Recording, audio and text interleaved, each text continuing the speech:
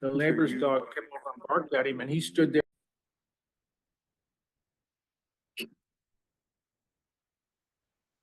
Okay, we want to call the order, and are you going to do the roll call? Okay. Yes. Okay, Devrin, Here. Stan, Here. John Lichtenberger. Here. John Haverlick, and Mark. Here. Thank you. Right,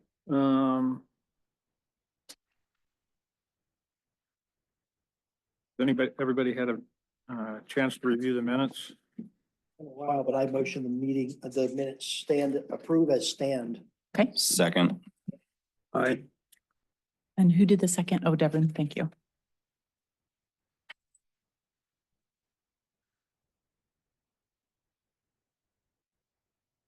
Let's see, we approved the minutes, amendment and approval of meeting agenda. Everybody good with the agenda? I was gonna see on September's report from staff from Director Hankins. He mentioned pursuing possible stipends for members, and I was hoping for a follow-up on that. So I don't know if we can add that to. Okay. All right, So did I have a motion to approve the agenda? So So moved. moved. Okay,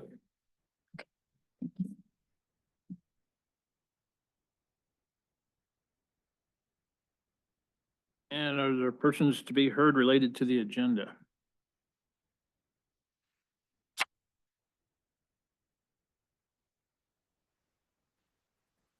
Okay. Yeah, I'll call for staff report from the police department. Unrelated to agenda also. Oh, unrelated agenda items? No, he was here. He was throwing you a life ring there. Okay. All right. Chief Kerr, do you have a report for us? So I have, as far as the canine thing that we talked about. a while- there's someone online, so you'll have to talk next to Mike.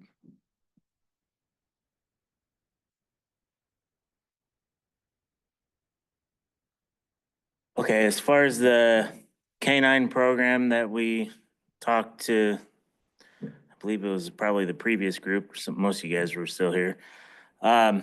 It was voted no originally with the option to bring it back.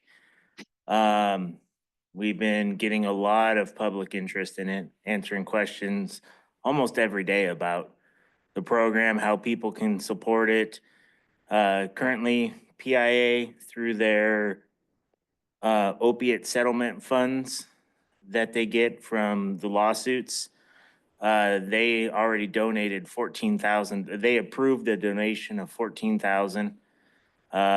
First Bank just sent a check yesterday or the day before for $500. There's been several other people who have asked, and at this point, since it's not approved by the assembly, I keep telling people the best thing to do is to send letters of support to the assembly, whether or not you support it. And if you want to make a contribution to it, just state it in there, but don't actually send the money right now until we get a 501c3 and until it gets approved by the assembly, basically, because we're in that process.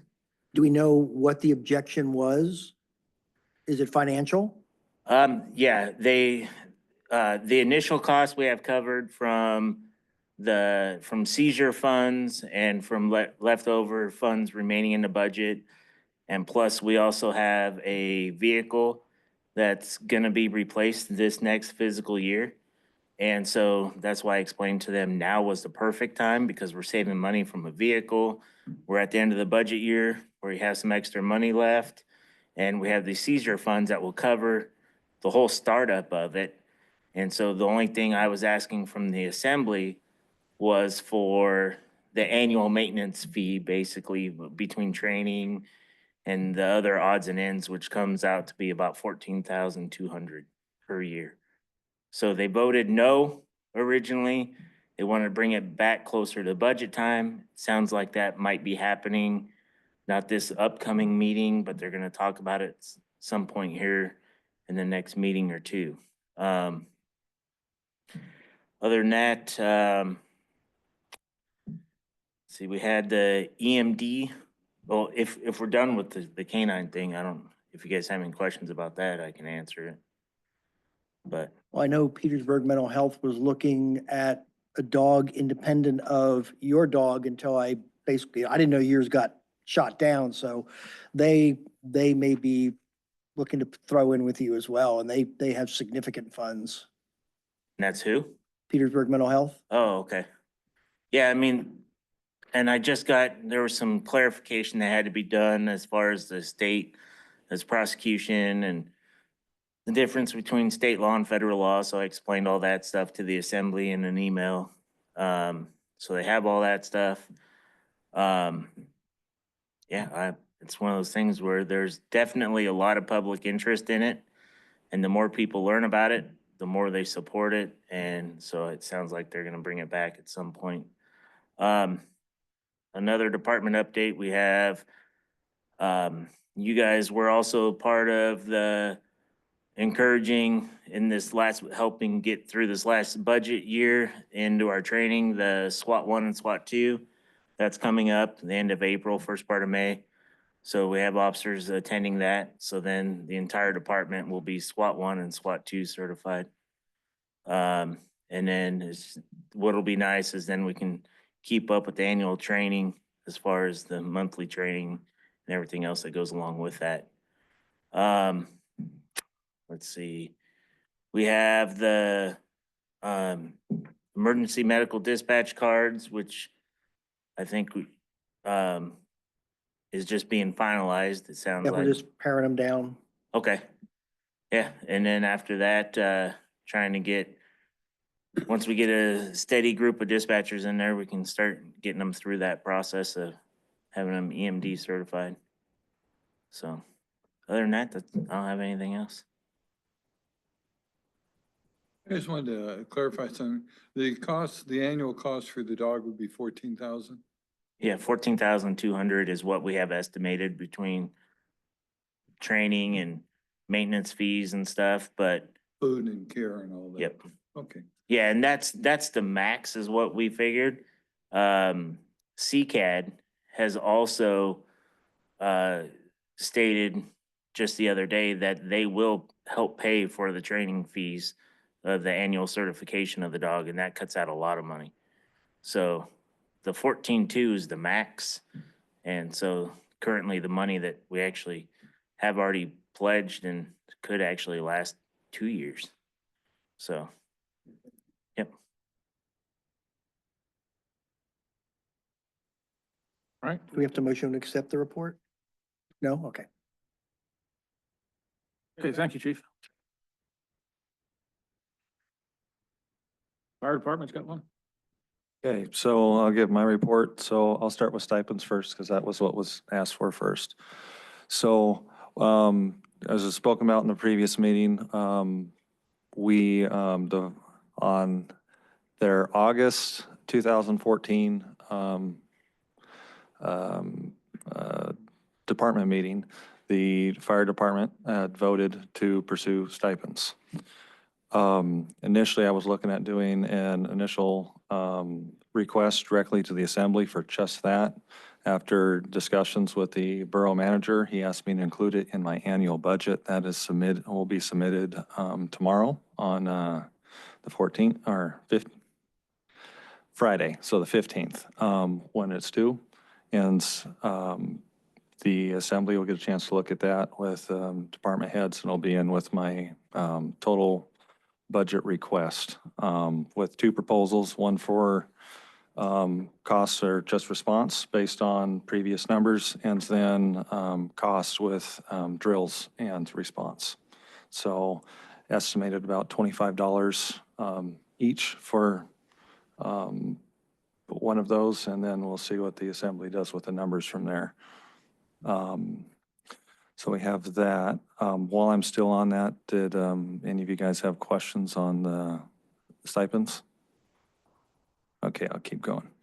On the borough's emergency plans, a grant has been submitted with the Department of Homeland Security to fund the complete total redrafting of those plans to help bring up to date, not just the plans, but the ordinances that they cover.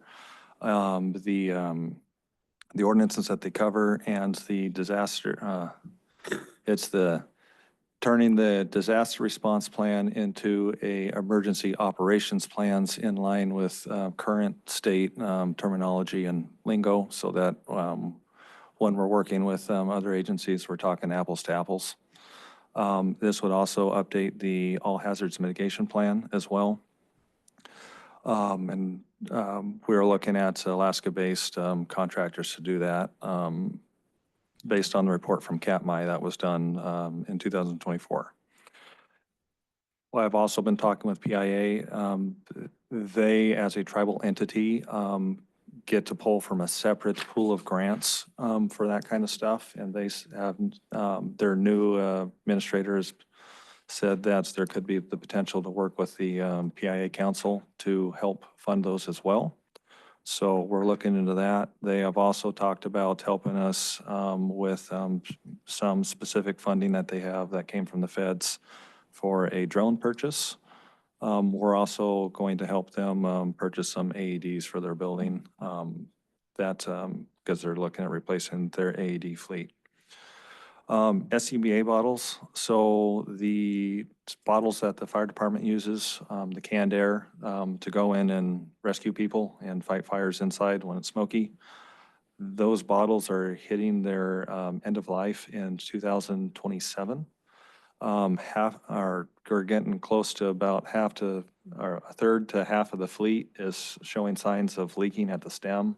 They're made out of carbon fiber. And they eventually it just gets weak. We are bringing up a contractor to come in and try and salvage those bottles and keep them going in the interim. We have them for replacements on the federal and state lists are for funding from the legislature. I think for the state it's called the CAPSIS list, and then for the feds it's just a congressional earmark. Murkowski is the only legislature in the state that does earmarks, so she has that on her list as a priority number 5 for the Petersburg Borough. And if that funding does not come through, the borough will be required to pay for that replacement. And I think we had asked for up to $300,000 for that, so it's a pretty big number. But we're keeping a close eye on that and doing maintenance on them in the meantime. That should occur at the beginning of April. We're flying in that person. Firefighter 1 classes are currently ongoing. I believe there's 3 new students and 1 person just kind of going through it as a refresher, if I remember correctly. It's a new recruit class, not New fire recruit, one not class. Fire 1, but new recruit class. And then on the EMT class, they should be eligible to start taking their tests at the end of the month. And that completely certifies them as EMT 1s, and there's 11 people up for that certification. The new EMS coordinator, Kobe Holder, he is currently also undergoing his own online EMT class. It's a different program than what these other students went through, and it's expensive. But he is going to be, should be completed with that sometime around the beginning of May, or the beginning of June, end of May, somewhere in there.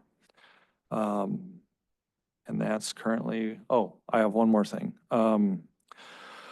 For engine 6 replacement, so engine 6 is currently as old as engine 5 was when it was voted to be replaced. We have deferred replacement till 2028 to try and build up the balance in the motor pool funds to allow for that replacement. And that's part of a strategic plan between us, motor pool, and the administration to make sure that we can fund that. So that's when we're shooting for replacements, 2028. And that's all I have.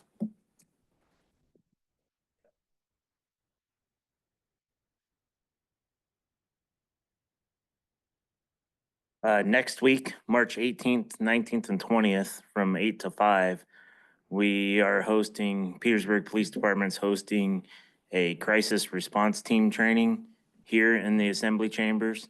There's currently seats available.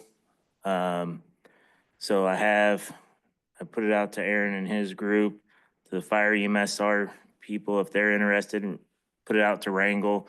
Currently, we have a pretty good group of people. We got PMC attending, police officers, dispatchers, search representatives, WAVE. I mean, it's a very diverse group, which will be really good. So there's still seats available because some people are canceling and we still have a couple open seats, so. So is that a 3-day course or is it the same course offered 3 different days? It's a 3-day course where you get a certificate at the end of it. It's hosted through Nova. That was in our training budget this year, is to host the class here. So, Kurt reminded me of a couple other things. Sorry, it continues on. That same week, we'll have the wilderness first responder training going on for search and rescue crews. This is medical training for them to be out in the field. There are 15 recertifications going on and another 10 initial that are being certified. That is the 17th through the 21st. One of the things that has recently come up with a change at the, when the airport put in their new gates, is they're now requiring us to badge our EMS personnel for going in there for medevacs. It's a big hurdle. I mean, procedurally to get through, it's not necessarily costing us anything, but it's tough to get all the volunteers through it because they have to do it one at a time and they're only good for 2 years. So then they'll have to do it again in 2 years. But that's being more or less forced upon us, and our other option is just not to take patients into the airport for medevacs, which did not seem reasonable to me and not fair to the patients. So we're trying to go through it right now and we'll see where that goes. But that's also another thing. So, and normally it's not done, but since the fire chief is here, did the fire chief had anything he wanted to add to my report?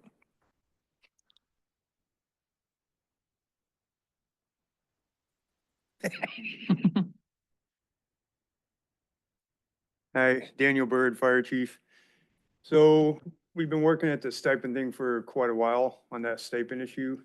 And I was kind of hoping that maybe we could get a letter of support from this body to the assembly in support of Aaron's budget this year, to support the stipends.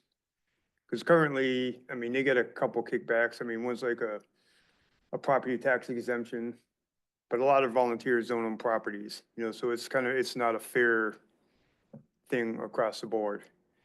And these guys get up at 2 o'clock in the morning in the snow and the rain, and they drive their own personal vehicles to the incident or to the station, and they spend money on their own gas to do this. So, I mean, they're using their own funds to support this program.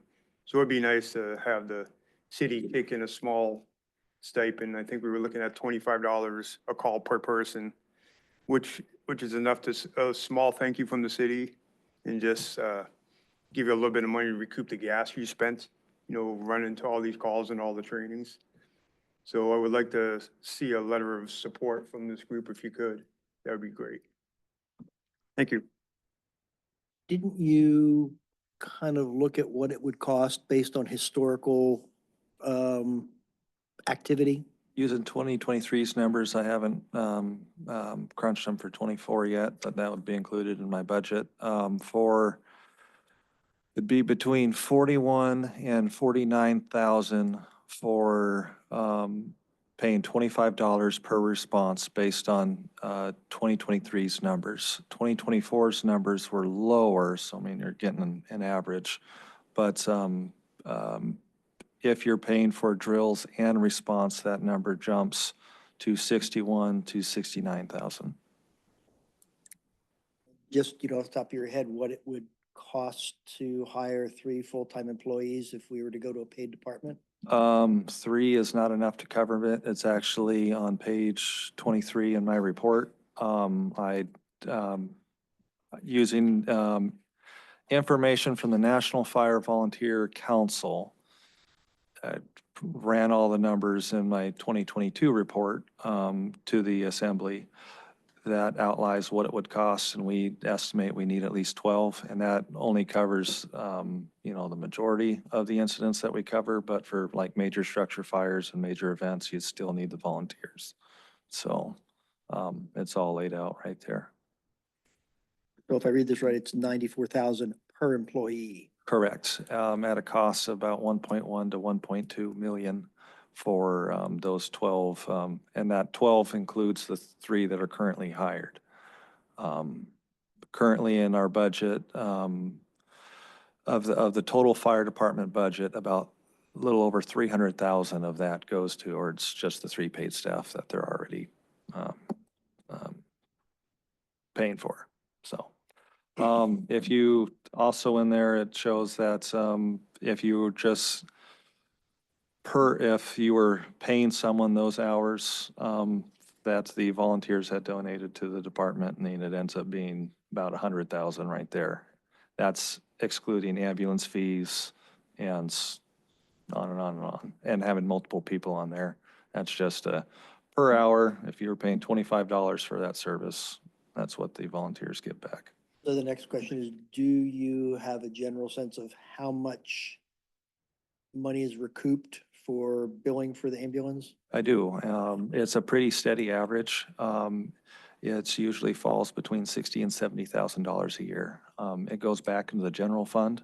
It's not restricted to anything. It's currently assumed that that money goes, because it goes into the general fund and we pull from the general fund, that it goes back to the department. But it's not explicitly stated that that plus comes back. So basically, it would be what it would cost us to institute this stipend is about what we bill, or what we recover, not What we would bill. cover if we were paying for response and drills, yes, at $25 per.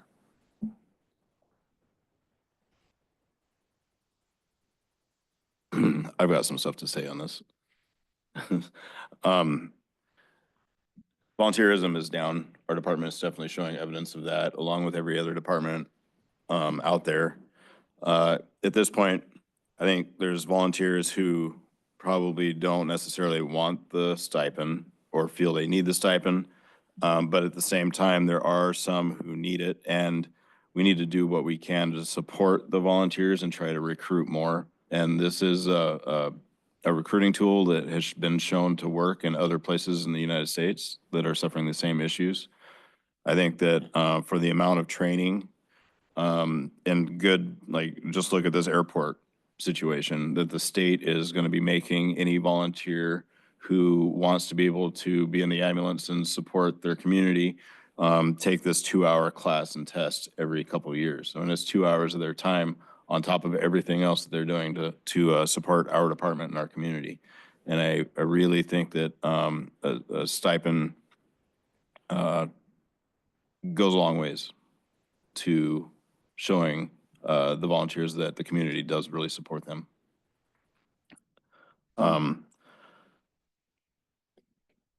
Yeah, I would like to make a motion to write a letter of support from our group to the borough to support this Aaron's budget, not knowing entirely what that budget looks like or what the stipulations are behind the stipend. But I would like to see volunteers recoup a little bit from both response and drill time. Second that. I would also add, and I hadn't brought it up when I was discussing those numbers, that's if everyone takes it. So, I mean, that number could obviously be lower. So Devin is right. Some volunteers said, I'm good, but it definitely would help. So I would concur that statement. So, and my numbers reflect, the ones I gave you are if everyone does it, so. I'd also like to point out too, that even if the borough decides to hire 12 full paid time staff to support EMS and fire, volunteers are still going to be needed. Like their 12 full-time staff is not enough to support any real response in this community, either multiple EMS calls at one time or even a standard fire call. 12 is not going to support that. So volunteers are still going to be needed no matter which direction that might go in the future. All right, we have a motion and a second to write the letter. All in favor? Any opposed? And it carries. Does somebody want to take the responsibility of writing that letter? Okay.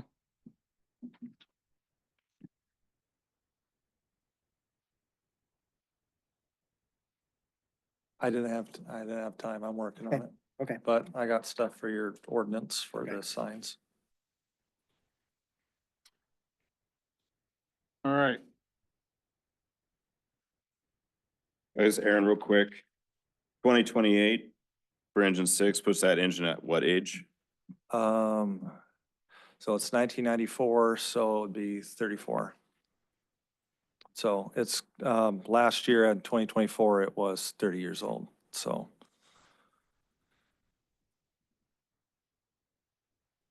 Good. Is there any unfinished business to address? There is none. New business.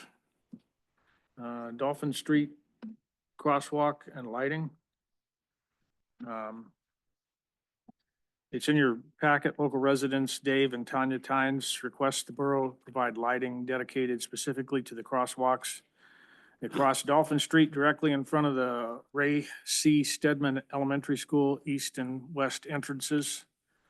The crosswalks do not have crossing guards, but there are students who arrive before and leave after the crossing guards. I guess they do have crossing guards, sorry. And there are students who arrive before and leave after the crossing guards are on duty. During the winter months, that stretch of Dolphin Street is very dark when students arrive and leave school. And one of the Tynesses was nearly struck by a vehicle while crossing in the west crosswalk before school started.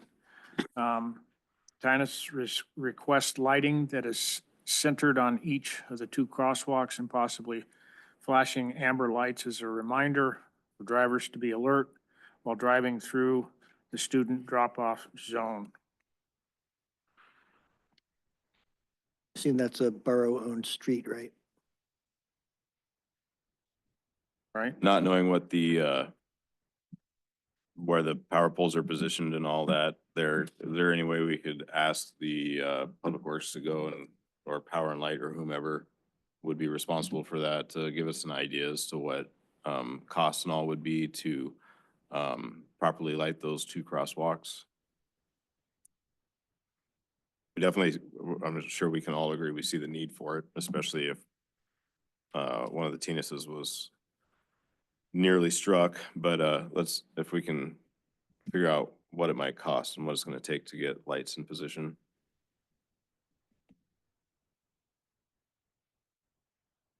Public Works to try and get us some information on that. Sure. Chief? Whoever was on here earlier is no longer on. So just an update on that. The crosswalk at the far end, so all the way up Dolphin, right there by the Children's Center. We've actually already made some adjustments that haven't taken effect yet. We're moving that crosswalk. We're moving it down further. We talked to Heather Kahn with the school. We had a big meeting over there with the Children's Center and everything. And that corner's really bad. Cause you have the through traffic that doesn't have to stop. You got the traffic at Fifth Street there. You got the people trying to leave the parking lot down there. And so we're actually we're moving the crosswalk from its current location down to down further to where it intersects with that Fifth Street. So it'll come diagonally across from Fifth Street over to the corner of the school. And so we're gonna scrub out that other crosswalk that's currently there and just move it down just a little bit. And we're actually putting a stop sign there as well. So we're gonna make all of Dolphin Street stop, so it'll be like a three-way intersection there from people leaving the parking lot, people at Fifth Street, so everyone has to stop. Because the issues we had were the through traffic can continue at their speed, and if we slowed them down, it would help the crossing guards and and kids at the crosswalk. With the ultimate goal of redoing that entire end of that to include the lots that are leased currently by the children's center and making a big public parking. I've got drawings and plans, engineered plans from Alan Murph for all that, which adds lighting to that whole end of the street, makes a safe route for the kids to come to the school. I mean, it's pretty neat if you guys want to take a look at it. But they're looking at funding, how they're gonna fund that part of it, but the crosswalk is gonna get moved as soon as we have nice weather. So this spring, we're gonna move that crosswalk. As far as the lighting, if Public Works and Power and Light say it's too much, they have those signs that are solar powered, that flash and, they can hit the buttons or whatever they need to do. I mean, that's always an option too, if actually moving power down there is too much money for those things. So just an idea. Okay, any more comments on that? I guess probably disregard reaching out to Public Works. First off, The, Yeah. the revision that's going to take place and then, Yeah, so And then see. now I don't know if there is even a light.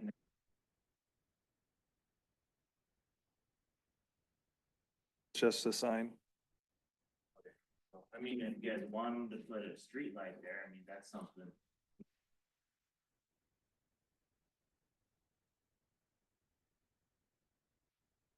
I can go in and ask, and then we'll have that information. I can take a drive up there later and take a look. at the Catholic Church, can everybody hear me? I have a hard time hearing you folks over in the corner. Maybe the chairman should be in the middle for everybody.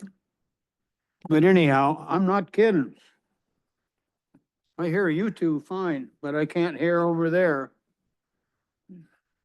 Anyway, I'm the one that squawked and got a stop sign put in at the Catholic Church in about 15 years ago. And if you want to slow the traffic down, why don't you write them a bigger traffic ticket a few times? The word will get around, save you a lot of money too. And you're one of the ones that I can hear pretty good, chief.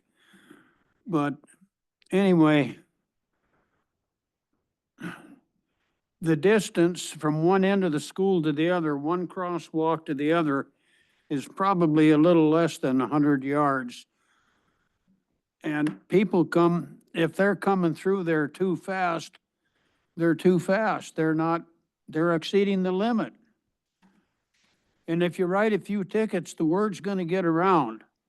And it might save you a bunch of money too, at least for the time being.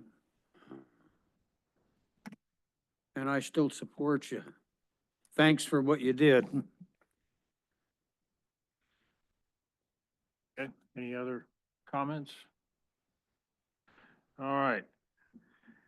Four-way stop signs at Ira 2 Street. Local residents Dave and Tanya Tynes. Tennis, Tennis, okay. Request four-way stop signs be installed at Ira 2 Street and at the 4th and 6th Street intersections to deter speeding on Ira 2 Street, which currently has no stop signs at all between 2nd and 8th Streets. Comments on that one? All right, chief. So I know during the summertime, I mean, that it gets pretty dusty over there. They're always putting that stuff down the street. I mean, that is one of the only there's a couple streets that have a long stretch like that don't have stop signs. But I mean, that's one street off the main road. And I mean, I don't see an issue with adding a four-way stop sign there. And their idea of at 4th Street is right in the middle. So, I mean, it might slow down traffic a little bit. And I mean, that's right there by the trailer park too. So it'll keep people from driving fast. And that location is central to the playground that's there as well. So some of you guys don't know there's playground over there? No, just, who actually has the authority to say we do that or don't do it That's on what a I was city gonna street? ask. I do. Oh, okay. So if you guys like the idea, we can make it happen. It's that easy. So, Well, I have a friend that lives up there and I go up there quite a bit and there's people that use that, particularly the lower half of this, I think it's Iris Second. I was just up there before I come to the meeting to look at it. And they make a pretty good run to their, headed down to Second Street. They go through there at night especially, and I've had kids run out of this, and like, my memory isn't so good anymore, out of the street on the corner by that little trailer park. Look, I've had kids, and I've come to a screech and halt and screamed at them because they come running, and it was the same kid several times, come running down the street out of the trailer park and not looking either way. So on 8th Street, it's good to be wary, where you gotta keep an eye on that, because they're not using it for a racetrack, but they're coming down there at an unsafe speed, particularly in the dark. And bicycles too, they shouldn't even be out. yeah, so I mean, if we put one on 4th Street, it's right in the middle, so maybe we can try that and see if that works to slow down the traffic. And if we need to add more later, I think 1 is a good start. We need a So- motion on that? I don't think so. He has the authority to do it. Okay, Why don't you guys just tell me if you guys like the idea and we'll do it? So move. go for it. Okay. All right. All right. Handicap parking during special events. That was actually me that was asking for that. And I would like to see the police department either, kind of make some runs during the special events. I have grandkids playing in the sports there, and my wife is almost functionally crippled at this point. She'll hopefully get better. But we pull up there and there's people parked in the handicap areas that aren't displaying any sort of handicap tag. So I end up dropping her off at the corner and then going and finding a parking place, so. Oh. I got stuff to add too. So as far as that, I actually like writing handicap tickets because the people who get those placards, they earn them and we all need to respect them. So I encourage people, if you show up someplace and if you're the one affected, it makes it even more meaningful to us to write a ticket. And if someone's misusing them, sometimes in the past, I came across that here. The person joked and said, "What is a $25 ticket?" And I said, $500, because he was misusing the placard that didn't belong to him. So, I mean, I take that stuff serious. To me, there is no warning when it comes to handicap. So if people see that, I encourage them to call. And we will write the ticket. And if it's at a special event, we have no problem going in there and reading off getting the license plate number, going in there, especially at a basketball game. I think it'd be awesome to be in there and during one of the breaks or something, let it be known like, hey, look, this person's parked in a handicap spot. You need to move it. You've already gotten a ticket. The next step is for it to be towed. I mean, you get the ticket, you get public humiliation, and you won't do it again. So, I mean, Yeah, I would just encourage people to call us when that is happening because we don't know all the vehicles and a lot of times, I mean, you have, if it's one of the sporting events, you usually have lots of cops there anyways. So we'd be more than happy to help.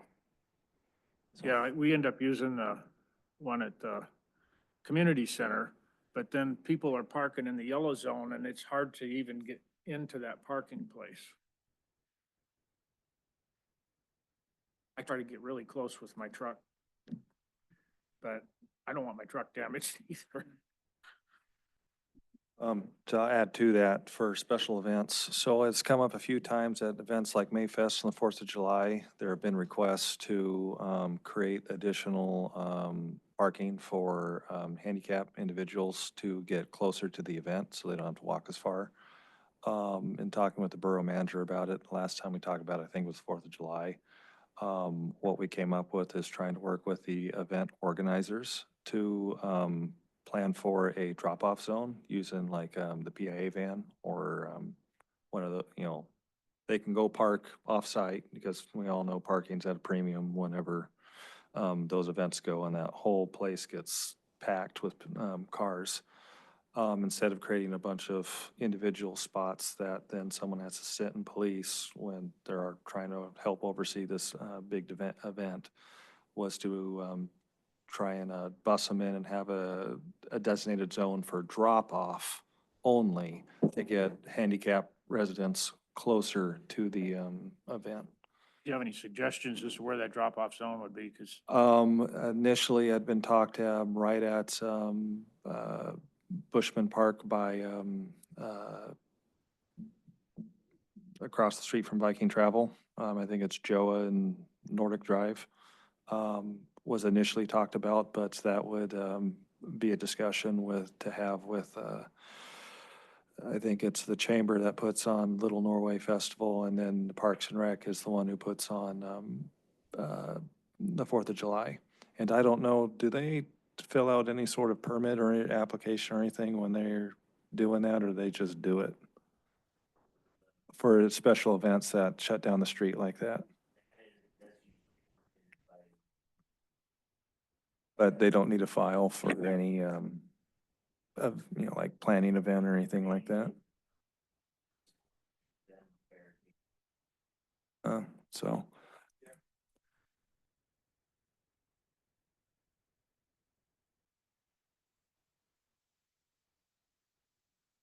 Do they maintain North Nordic anymore? I think they turned it over to the borough. But anyway, if they had some sort of special event permit or anything like that, I mean, that would be one way you could make sure that that get addressed. But I have brought it up with the chamber and with the Parks and Rec department, and they are aware of it. So they're working on something.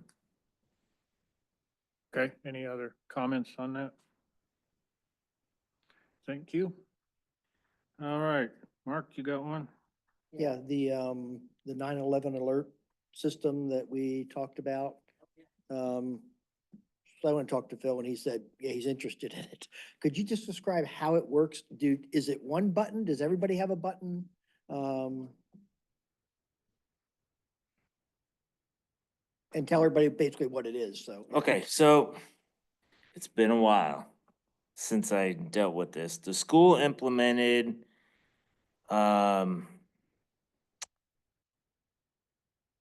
is it Respond? Is that what it is? Respond 911? Yep. So I might be a little bit wrong with it, but basically what it does is the school set up a geofence for their area. Their teachers all have it on their cell phones. And basically what it does is it geofences a certain area. It only works within that certain area. And if they hit the button, it notifies all law enforcement to include dispatch in the area. Like on my phone, I have app that's called Hero 911. And it is just the law enforcement version of the Respond 911. And so basically what it does is if the school hits their help button basically on the app, it plots the location of the person who hit the button and it tells you, that there's active threat at the school. And then it will alert my phone, and I can hit respond in uniform, respond out of uniform. And it tells me who is responding to that location, and it plots them on the map. So you don't have to worry about blue on blue type stuff. You know, okay, this guy's, which makes it nice in our town because I can see, okay, on my phone, it tells me all these officers are responding, and it puts them on there, and it tells you where in the school the incident is occurring. It's an amazing feature. And I also, so when you have the Hero 911, for me, if I was to go to Wrangell and Wrangell has that same thing and the school hits it in Wrangell, then if I was in their 25-mile range or whatever you do, it will alert me as well. And I can hit respond in uniform or respond out of uniform. So even if I was in California or Texas or anywhere, if an incident happens, I can actually respond, and it'll let them know that I'm responding and that I'm not in uniform. So try to um, alleviate the issues of blue on blue type incidents. And so the school paid up an initial, I can't there was initial setup fee for it, and then there's an annual maintenance fee for it. And I told the school that I paid the setup fee and I paid the annual maintenance fee out of E911 funds. Basically, it's one of those allowable charges for 911 that's collected off of everyone's cell phone. So basically, the billing zip code for these two cell phones is 99833. Even though this one has an Arizona number, it's still being given to the area where your zip code is, and it's $2 for every single line. And we all pay it to have a cell phone. You guys might not notice it or not. If you look at your cell phone bill, there's a $2 surcharge, and that's what E911 is.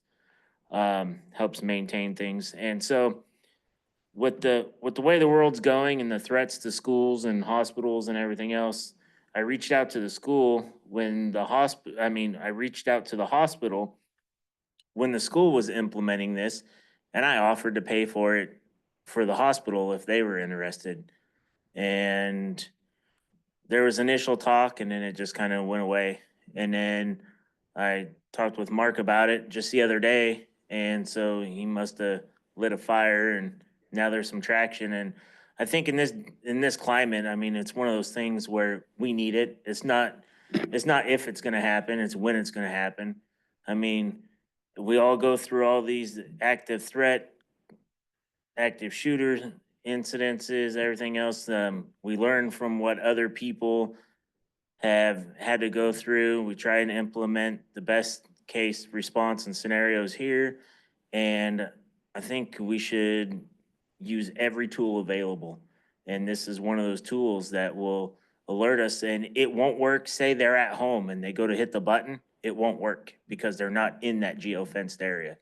So it would be geo-fenced to the hospital or up there on their new property. They can actually have this one down here as well as that one up there. They can geo-fence that so that all their properties are covered.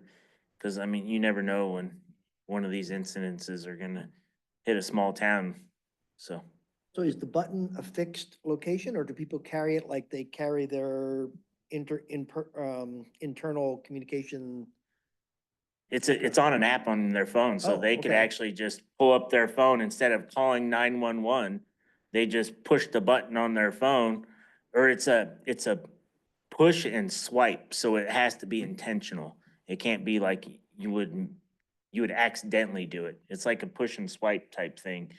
And so that's, everyone has a cell phone with them, and so it's getting 911 services and response there that much faster instead of being bombarded with it. Plus we have the radio system active up there so that they can talk directly to dispatch as well. So. I'm gonna be excused. I'll be right back, please. While we're waiting, I do have a question that I'm sitting here thinking about. So every advisory board has an assembly member that is, Has to be the tasked to liaison. be here. And then the last like 3 meetings I've been to, I think, I have never seen assembly representation here. Just as a procedural thing, maybe you guys might want to send a letter to your assigned representative and ask them to We start have- showing up. Is there someone who's actually tasked? I believe it's Member Schwartz. So just a Check. thought. I will see.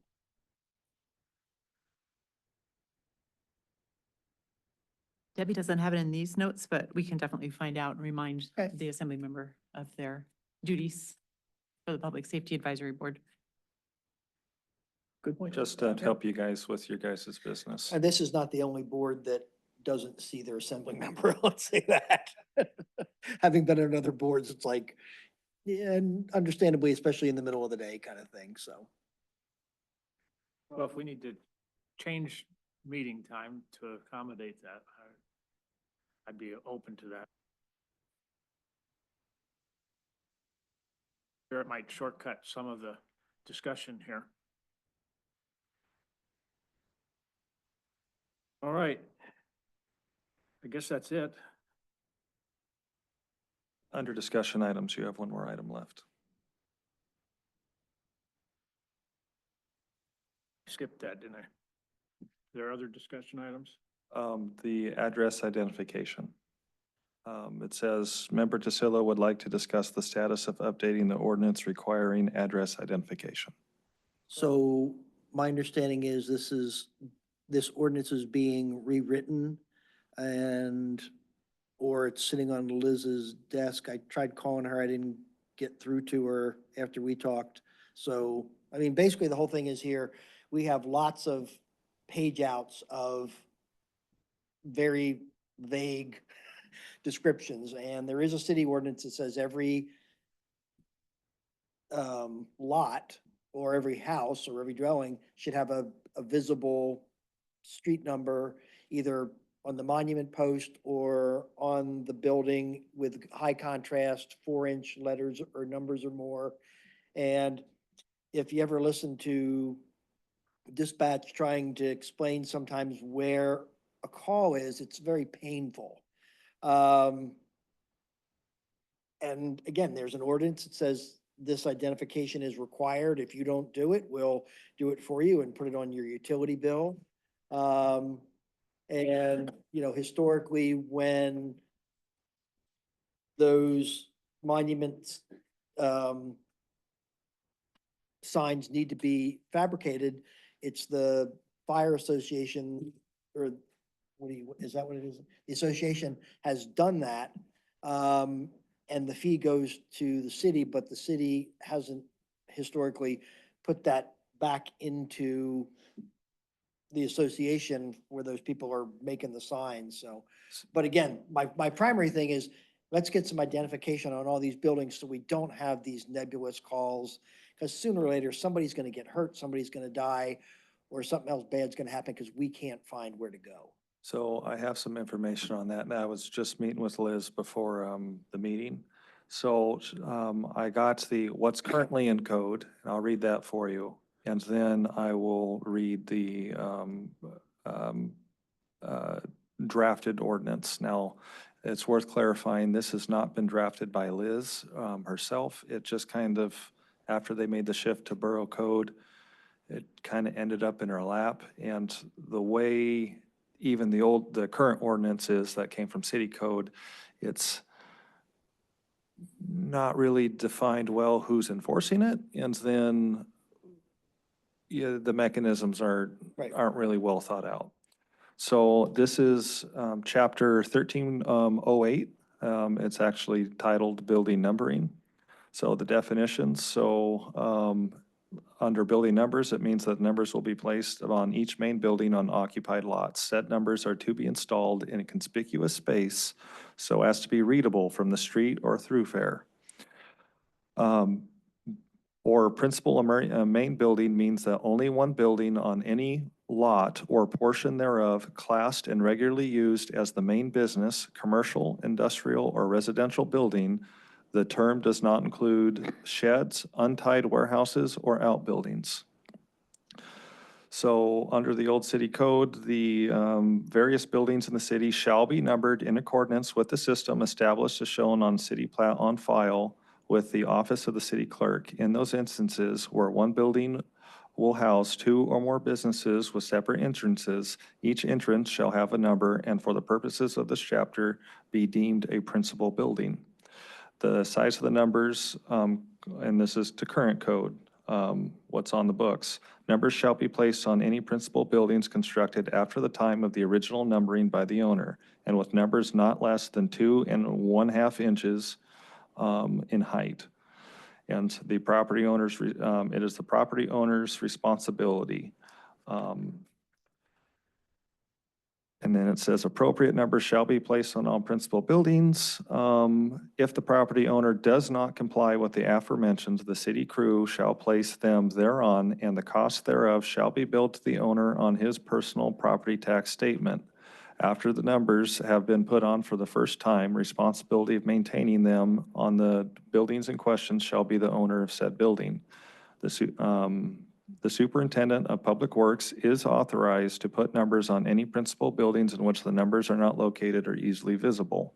The cost on a time and material basis of placing such numbers shall be paid by the property owner upon being billed by the city, and if not, shall be added to his real property tax statement. And then it outlines no person shall in any way destroy or deface building numbers. So that's currently what's on code. Currently, Public Works is not monitoring that at all, and I don't believe they have anyone in position to do it.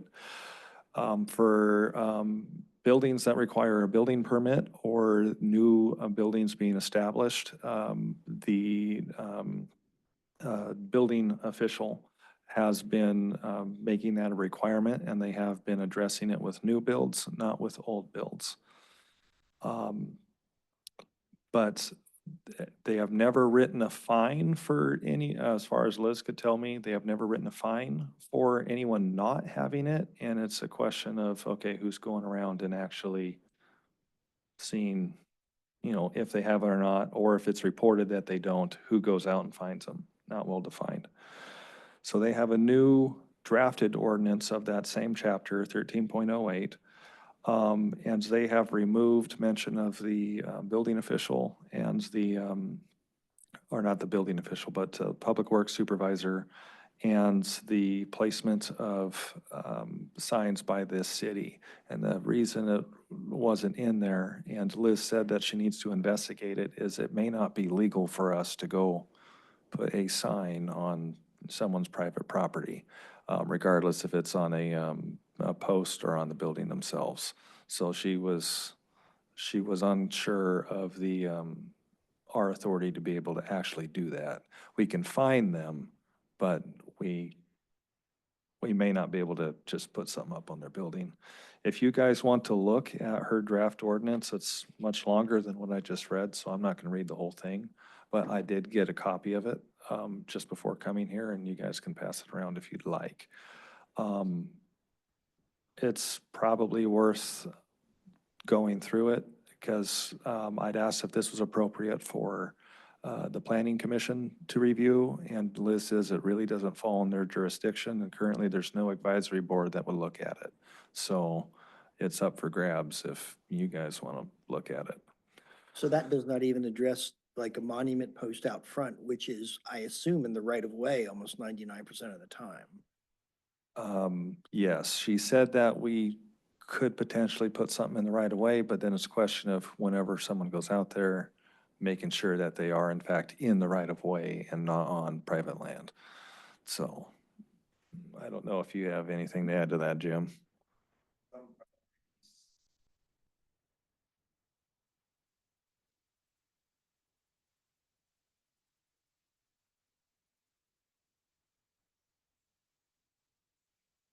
Yeah, the right of way is not even out there.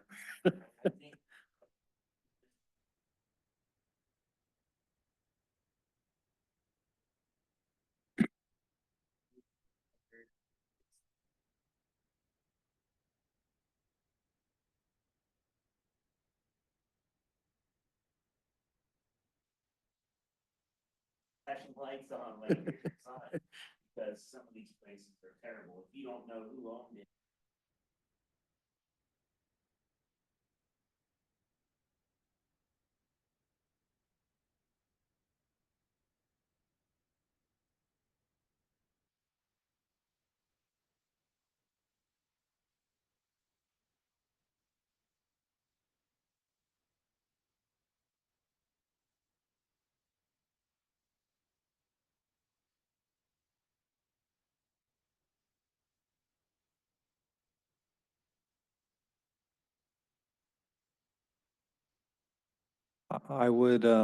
What I would suggest is, for you guys to take a look at this ordinance, and I can make copies when we leave and come up with questions to ask the attorney, because I'm going to kick it back to the attorney and be like, okay, we have questions.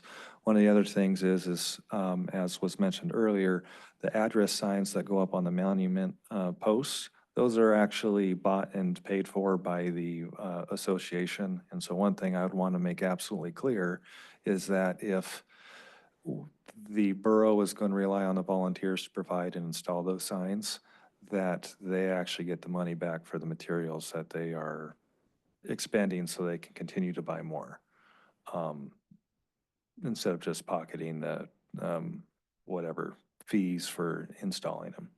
So, Yeah, I think considering how far back some of the houses sit, mine included, the monument signs make a lot more sense than saying we have to put identification on the building itself, because nobody would see anywhere on my house. You couldn't see all the way down that driveway. So the monument sign out front is, it's, again, it's in the right of way and it's readily identifiable and it does exactly what you want it to do, which is tells you where that house is and identifies it.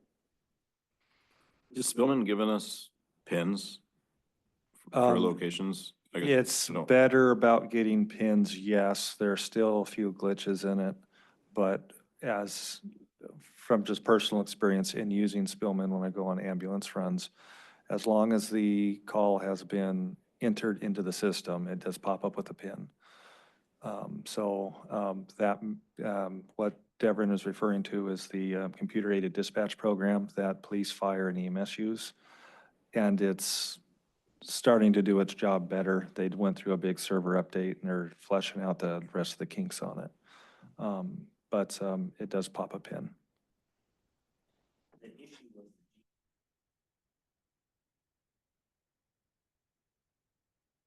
Yeah, Molly Tiber has been working directly with the company to address those issues.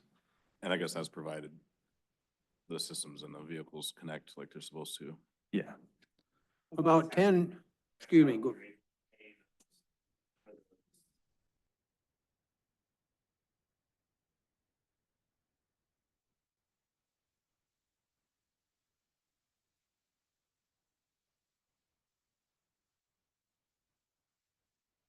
About 10 years ago, maybe a little more, there was a couple that lived across the bay, but they were working for the city along where I live, and they were putting posts in that had the the house numbers on it.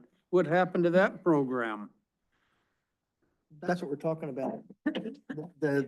The fire department association was the one making those, so, but again, it kind of fell by the wayside. Well, I've still got mine, except the car ran over it coming around that corner. But, I straightened it out a little bit and it's bent some. But I wondered, isn't that, I don't like to say rule, but whatever, isn't that program still in effect? That everybody, That program's still in effect and it's provided by the Volunteer Fire Department Association. I didn't- And if somebody wants to order one of those, they go to the borough's website and and they can fill out a small form and pay $25 or something like that. It's now $25 for the sign, $35 with the post. yeah, well, mine's still out in front, but I'm sure there's others that have moved or found new homes. That's all I have on that. I just would like to see that can, not just kind of drift off into the ethers again. I have a question. Does the borough have anyone that does code, building, or they're not building code, but safety code and zoning violations enforcement? Ryan Weldy, the fire marshal, does a little of that, but it's mostly related to things that are strictly fire and for commercial buildings. Definitely not anything residential. Beyond Ryan and the building official, Jim Holder, I know of no one to me that does any sort of I asked that question investigation because like I did that job in Arizona for about 10 years in a small municipality. And that particular position had authority to take action, legal action. So I don't know whether, that's why I'm asking if the borough here has somebody that does that. You know, we drive around, look for junk cars and weeds and safety violations and then zoning violations as well. So I brought that up when I first moved here also.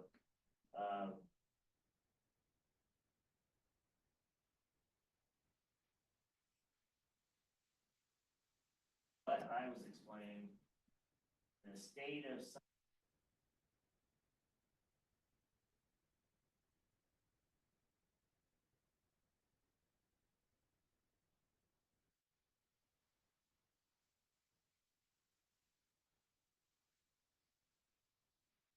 far as safety issues with properties, from previous.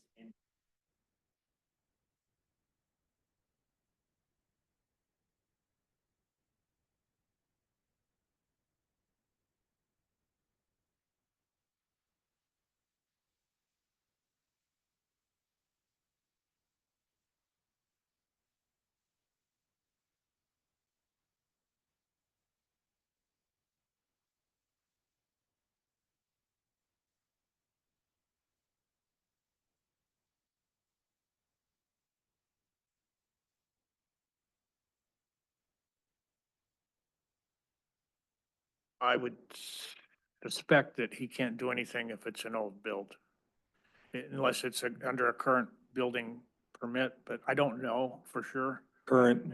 That's where the borough code needs Yeah. to get updated, because it's all old city.